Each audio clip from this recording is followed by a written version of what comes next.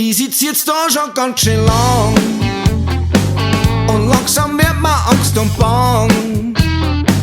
Ich hab heut wieder mal nicht geschaut und hab mich trotzdem einer traut. Doch jetzt hab ich kein Papier, jetzt mal das Gleiche in mir.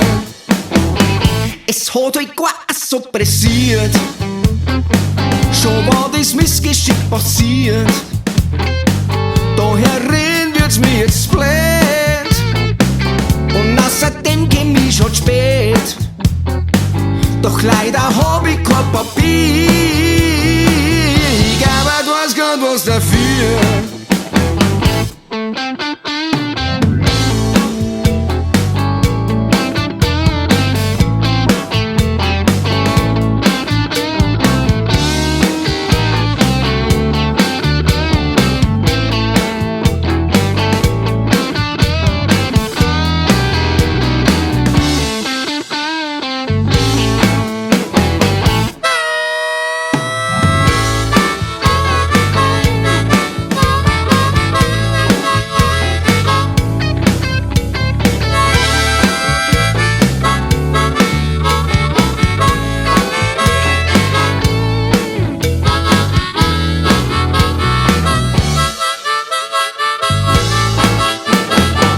Doch neben mir, ich glaub, ich bin, hockt einer mit der Zeitung drin.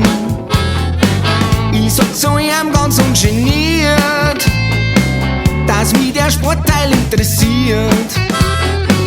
Er schickt Nummer mal, war das auch frei. Ich glaub, ich sitz halt da noch heut